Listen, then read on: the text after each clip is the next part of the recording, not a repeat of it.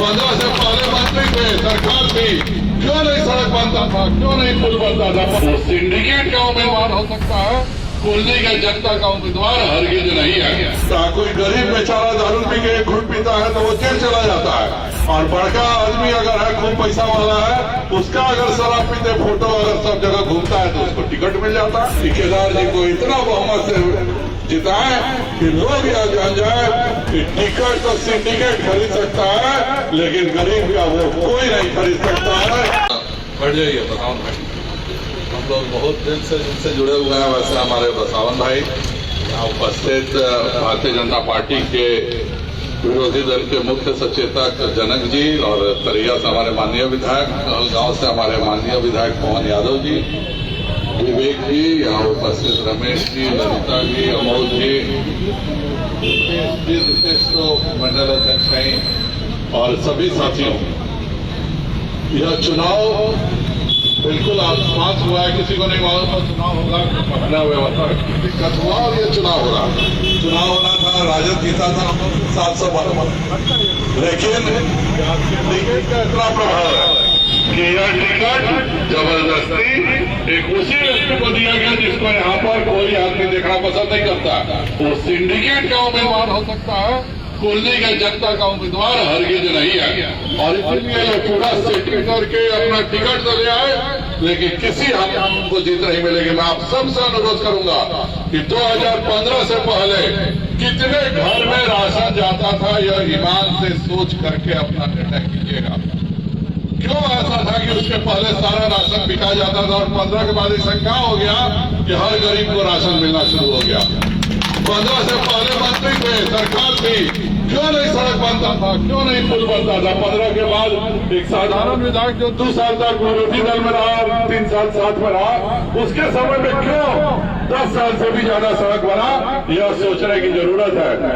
दोनों चुनाव हारे हुए हैं, लेकिन चुनाव हारने के बाद पिछले दिनों में कौन आपके दरवाजा पे आया और कौन कभी नहीं झांका, यह भी आप सबको सोचने की जरूरत है। यह चुनाव कोई सरकार बदलने का चुनाव नहीं है, यह हम कहें कि इससे सरकार में अंतर पड़ जाएगा या इससे यह पार्टी वह पार्टी का बात नहीं है। यह व्यक्ति का चुनाव है, यह समझिए एक तरह से मुखिया का चुनाव हो रहा है। यह इसमें कोई सरकार में अंतर नहीं पड़ता है, लेकिन आपके घर का मुखिया कौन होगा यह तय करने का चुनाव है। तो आपका घर का मुखिया 24 घंटे आपके सुख दुख में रहने वाला होगा, या एक ऐसा व्यक्ति होगा जो कि कभी अब नजर नहीं आता, और किस परिस्थिति में टिकट लिया है बताएं, किस परिस्थिति में उनका आज जो पूरे बिहार में वायरल है फोटो, एक तरफ जो आदमी कोई गरीब बेचारा दारू पी के घुट पीता है तो वो जेल चला जाता है, और बड़का आदमी अगर है, खूब पैसा वाला है, उसका अगर शराब पीते फोटो अगर सब जगह घूमता है तो उसको टिकट मिल जाता है। यह कौन सा तरीका है? यह क्या इसी तरह से बिहार चलेगा?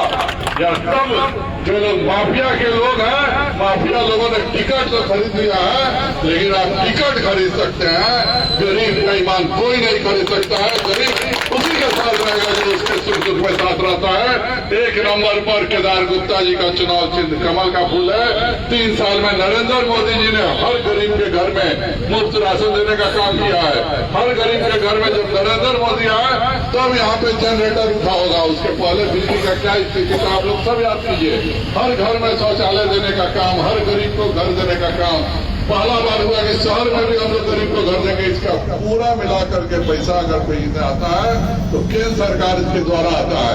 और यह चुनाव 2 लोगों के बीच में चुनाव है, दोनों आपके पहले के विधायक हैं। खुद अपने ईमान से सोचिए कि एक विधायक के राज में कितना घर में राशन मिलता था, कितने घर में सड़क बनती थी, कितने घर में आपके सुख दुख में आया है। मैं खुद जब केदार जी हमारे साथ जुड़े हुए हैं, हारने के बाद भी कोई ऐसा दिन नहीं होता है कि जब पूछेंगे कहाँ पर है तो पता चलता था किसी गरीब के घर में बैठे हुए हैं, कहीं गाँव घूम रहे हैं। कभी उन्होंने चुनाव होगा नहीं होगा कोई नहीं जानता था, उसके बावजूद भी हर जगह सुख दुख में 2 साल आप सबके साथ खड़े रहे हैं। इसीलिए आज उनका जो उन्होंने मेहनत किया है वह लौटाने का समय है।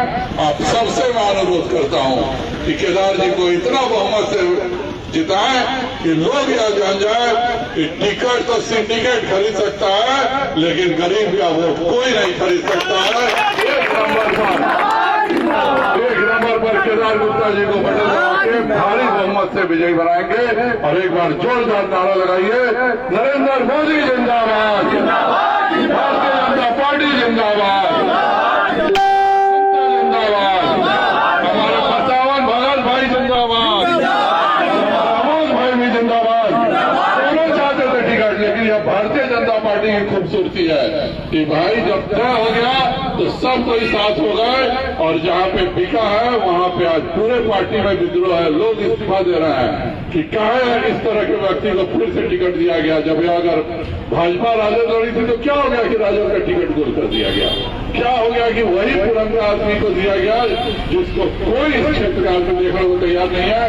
आप ही के बगल में टिकट मिला था उनको जबरदस्ती। नीतीश जी उस समय भी टिकट लिए थे मीनापुर में, लेकिन मीनापुर के लोग आप ही के 10 साल के विधायक रहने में इतना बढ़िया से चिन गया था कि मीनापुर से खेल के इनको भगा दिया कि खबरदार हमारे विधानसभा का जीतो।